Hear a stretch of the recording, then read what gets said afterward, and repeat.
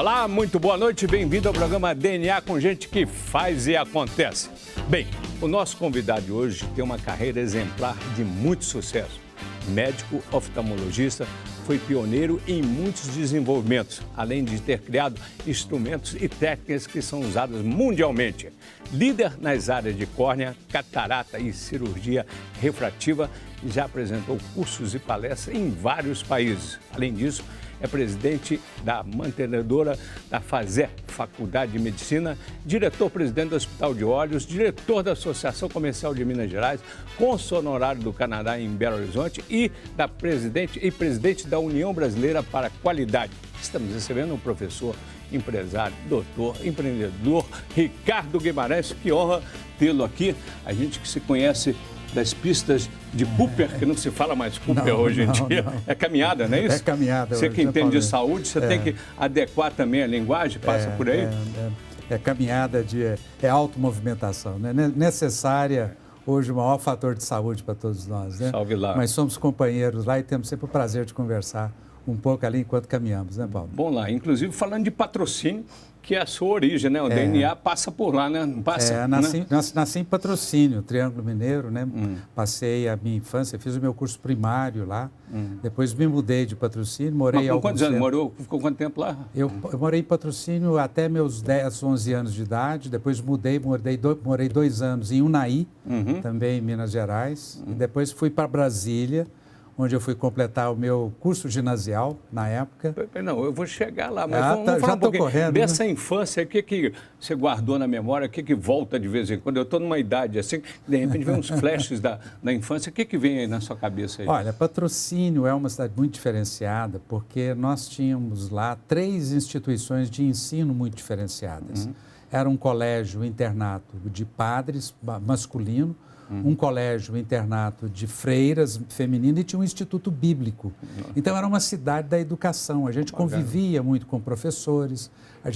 Patrocínio vivia em ebulição acadêmica, né? Apesar de ser uma cidade do interior que recebia alunos de Goiás, e convive com os colegas de escola? Como é que era essa história? Essa época, eu até hoje convivo muito com meus colegas de Patrocínio. Patrocínio tem uma curiosidade, que nós temos um número muito grande de empresários de ônibus, né? Então, grande parte desses colegas de primário são hoje empresários em Belo Horizonte e, evidentemente, fica uma amizade muito grande. São os melhores amigos, são os do curso primário. Né? E os pais? Você herdou algo, ele vem no DNA, na medicina, pela saúde? Não, curiosamente, Paulo... Quem são eles? Meus pais são...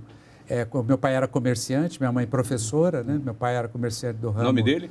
Mário Guimarães e Diná Guimarães. Diná Queiroz Guimarães, eles eram do ramo de comércio. Apesar de viver numa cidade acadêmica, a minha família é uma família mais de fazendeiros mesmo, de pessoas da zona rural. Zona de café, né? Na época era já café, mas era uma indústria de cerrado, né? Mas é mais recente que que Patrocínio começa a plantar mais café e mais soja também, por causa do cerrado. O que você herdou dos pais aí? O que vem no DNA aí? Paulo, o meu pai deixa comigo, minha mãe como professora, evidentemente, me ajudou muito naquele curso que para todo profissional é o mais importante, que é o curso primário. Rígida, sempre presente. E meu pai, eu herdo do meu pai o sonho. Meu pai é um sonhador. Meu pai...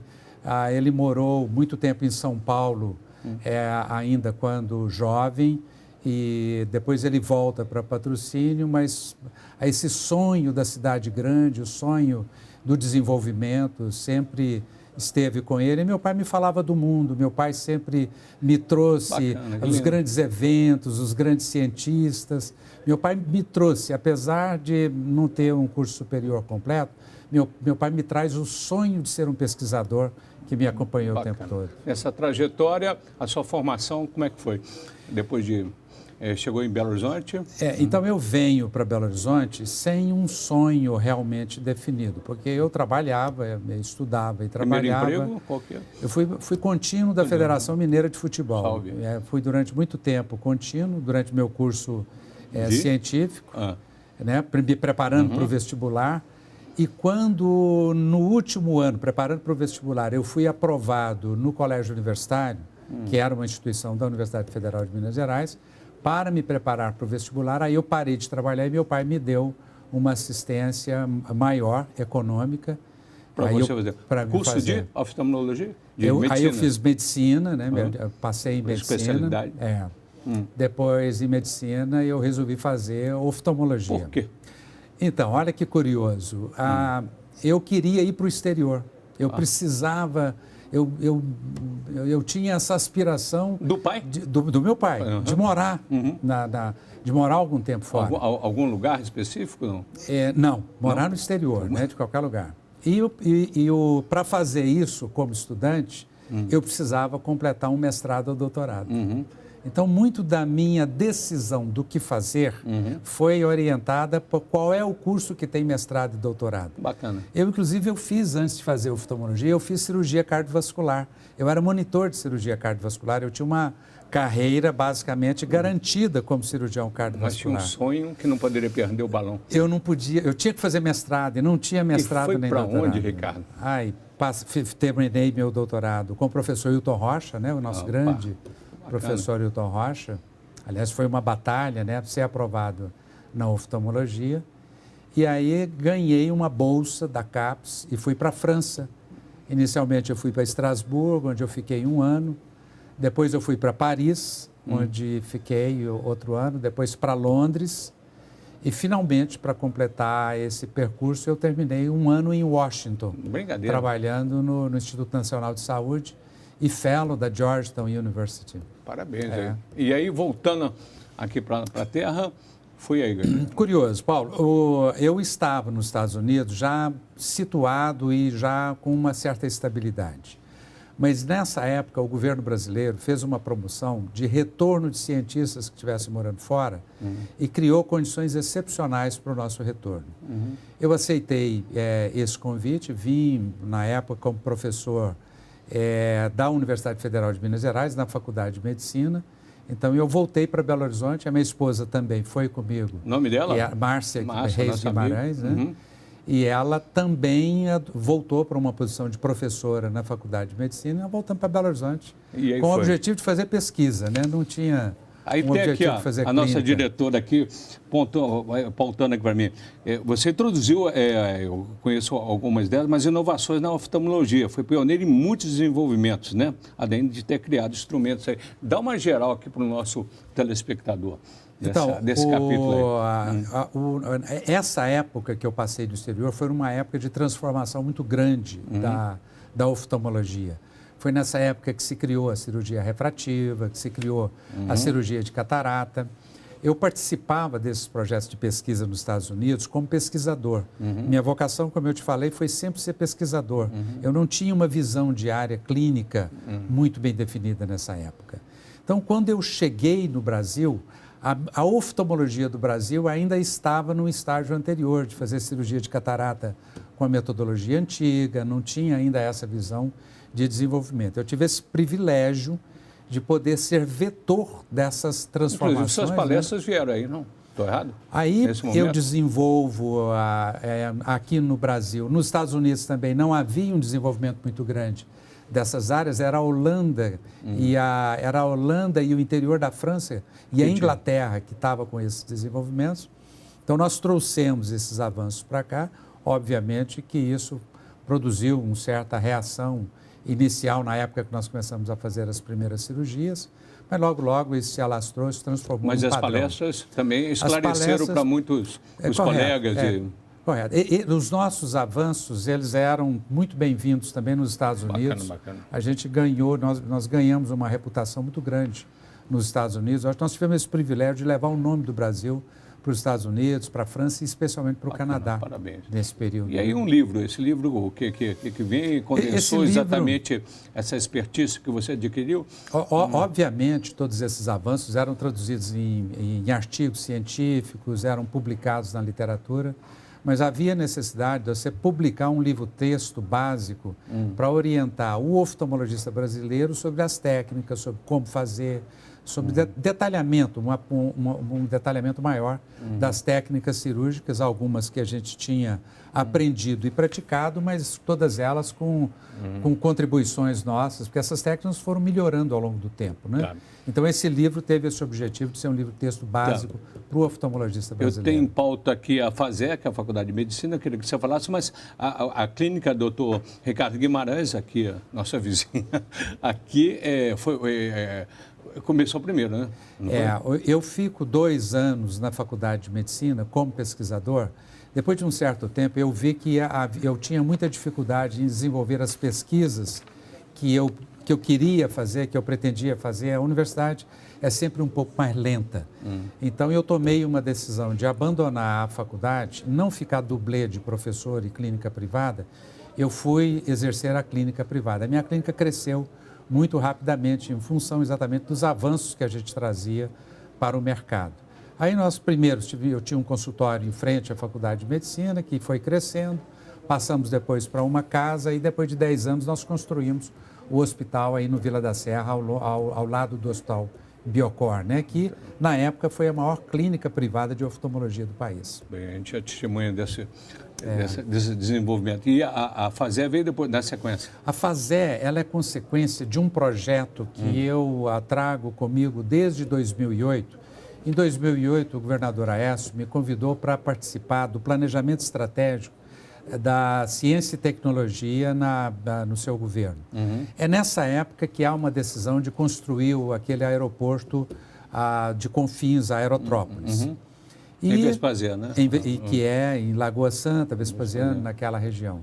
E meu sonho aí passa a ser a construção de um cluster de saúde ao lado do aeroporto, que é uma cidade médica, uma cidade de turismo de saúde. Isso nasce porque eu recebo muitos pacientes do Brasil, fora de Belo Horizonte. Então, se eu estou perto do aeroporto e construo ali um hospital de qualidade, não apenas oftalmologia, mas todas as outras especialidades, a gente tinha a chance de construir uma medicina que hoje você vê com clareza que ela está mudando.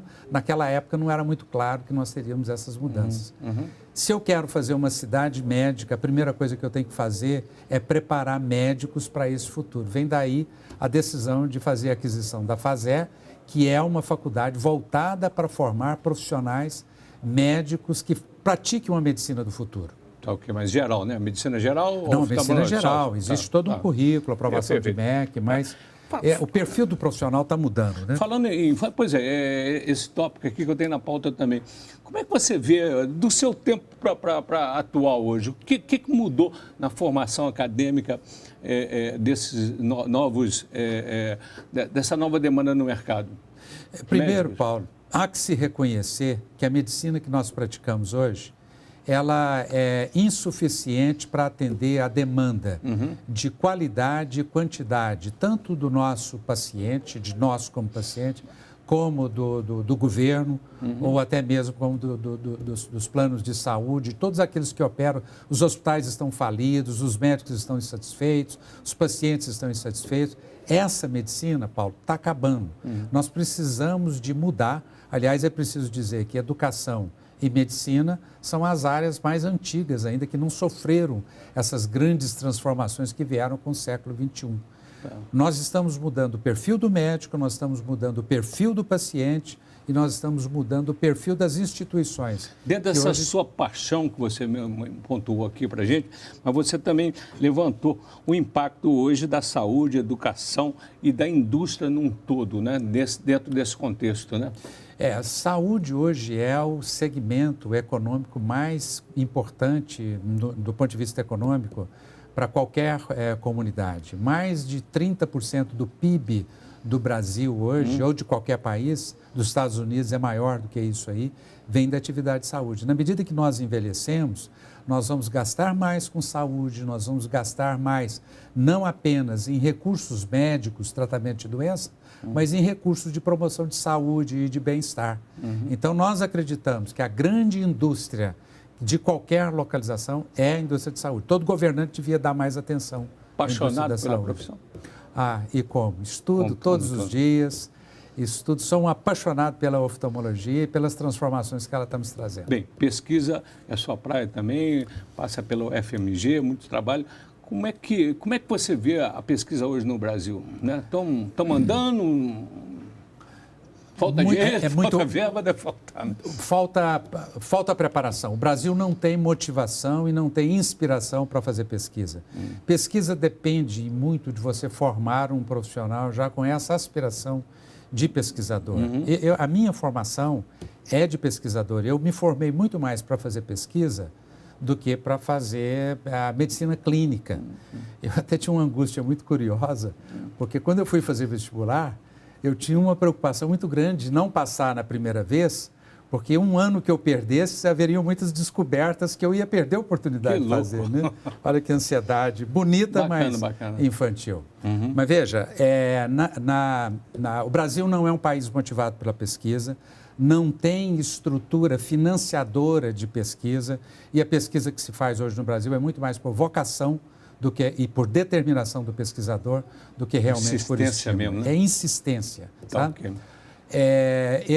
Na oftalmologia, a oftalmologia passou por uma revolução muito grande. Em 2002, quando nós foi descoberta uma nova célula na retina, e esta célula, ela é sensível a um determinado comprimento de onda que nos faz controlar o nosso ciclo circadiano, controla a nossa secreção hormonal e controla muito do nosso metabolismo. O que isso muda dentro do contexto? Isso muda, Paulo, porque a vida nossa hoje está sendo afetada pela grande quantidade de LEDs e de telas de computador e de telefone celular que produzem um comprimento de onda que ativa esta célula e essa célula desorganiza o funcionamento do seu sistema. Opa, você está fazendo uma denúncia aí, um alerta? É um alerta importantíssimo que nós temos feito em artigos científicos, né? Temos trazido isso em congressos. Infelizmente, a medicina ainda não consegue reconhecer a importância dessa célula, mas ela transforma a maneira como nós cuidamos de nós, a maneira como nós cuidamos da luz ambiente e da maneira como nós encaramos hoje a ingestão de medicamentos para controlar de sono a doenças mentais. Bem, bacana. Eu tenho na pauta aqui também que você assumiu a presidência da UBQ, é isso? É da FIENG, é isso? União Brasileira para a Qualidade. Como é o trabalho dessa instituição?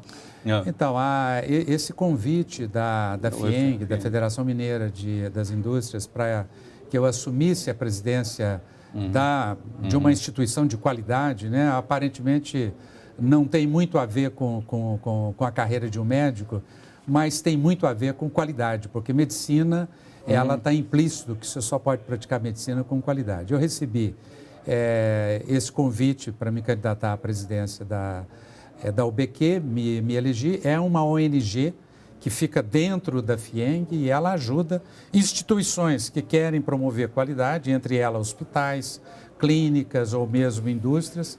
Eu trabalho hoje na promoção de conceitos de qualidade e hoje eu estou tentando focar muito dentro da área da saúde. Por essa e por outras, muitos reconhecimentos, muitos títulos.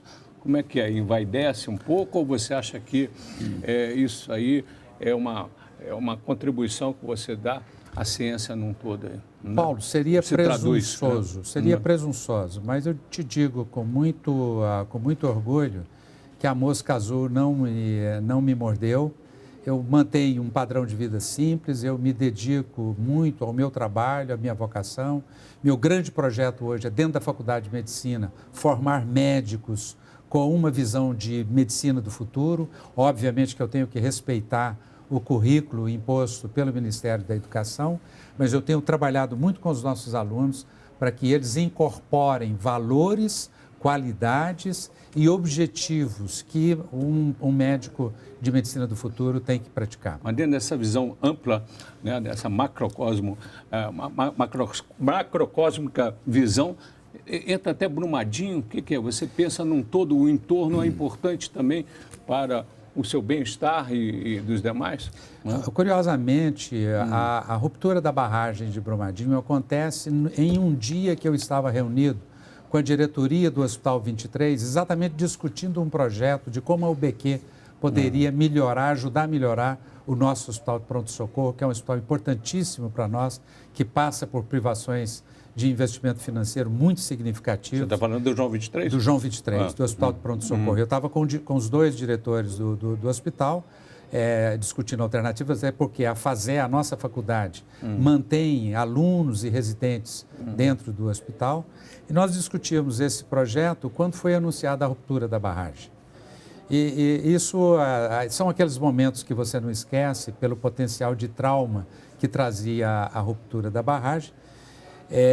E depois eu acompanho esses dramas de Brumadinho, e eu pertenço também a uma outra instituição aqui em Belo Horizonte, que não está citada aí, que chama-se Conselho de Presidentes. São presidentes de grandes empresas que a gente se reúne discutindo o que nós podemos contribuir para a sociedade, somar, né, dentro da sociedade.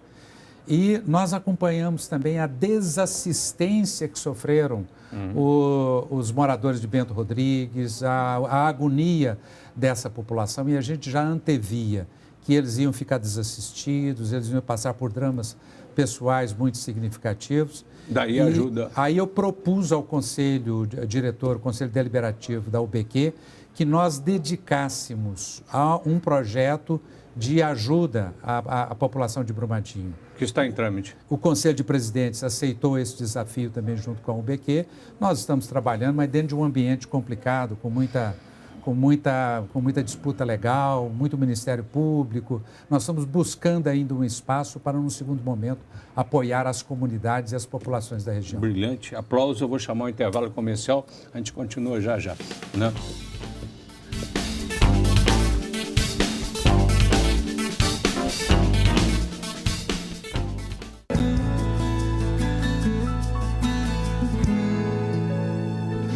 Volta ao programa DNA, que tem como convidado hoje o Dr. Ricardo Guimarães, ele que, independente de médico, cientista, pesquisador, também um empresário. Mas, no primeiro bloco, a gente pulou um pouco sobre o que você tem a ver com a UFMG no capítulo pesquisa. Eu sou um ex-pesquisador da UFMG. Quando foi feita essa descoberta de uma nova célula na retina, como te expliquei, grande impacto na saúde humana, nós propusemos e a UFMG aceitou a abertura de um laboratório dedicado à pesquisa em cima desta área. Nós hoje já completamos, nós temos mestrado, doutorado, temos curso de extensão dentro da universidade. Nós já completamos 14 teses de mestrado e doutorado e temos 4 em execução. É um laboratório extremamente importante.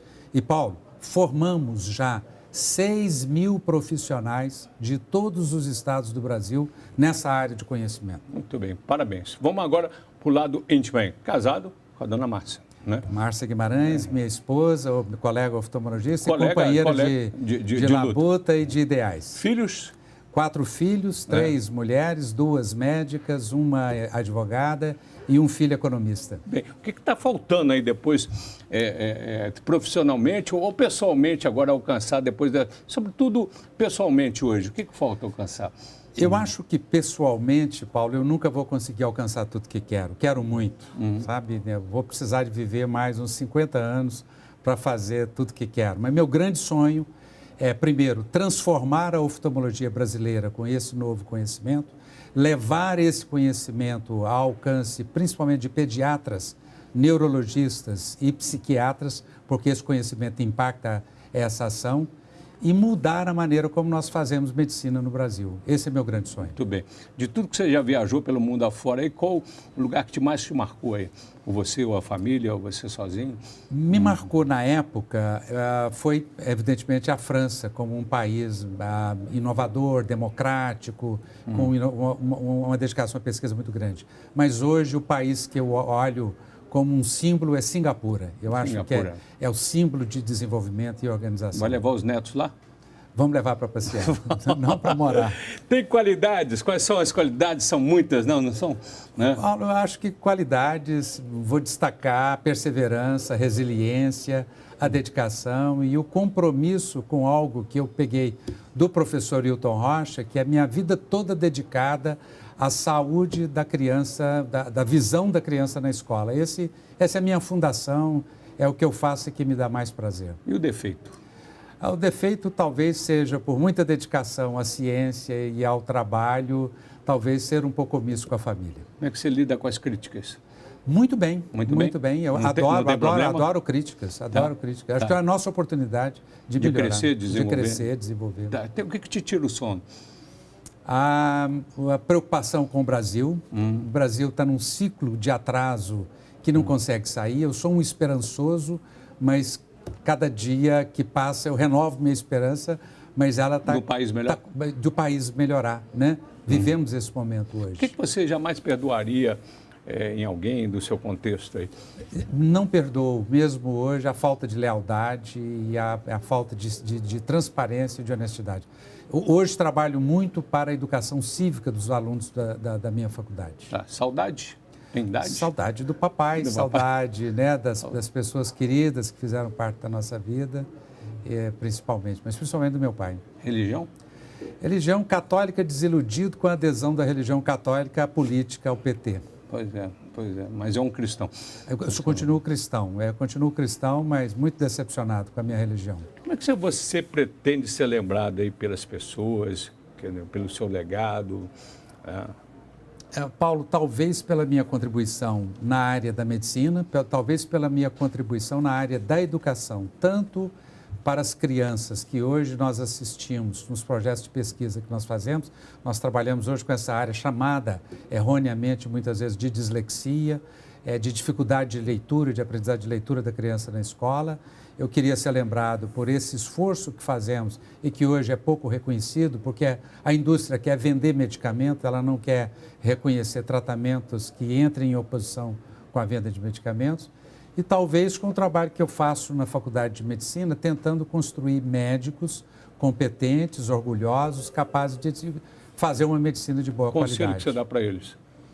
Educação cívica e entender. Para ser um bom médico é preciso saber ser médico e é preciso ter atitude de médico. Isso é o segredo para ser um bom profissional como Eu você? acho que qualquer profissão, conhecer a profissão, saber ser o profissional e ter atitude daquele profissional. Você já pensou em morrer?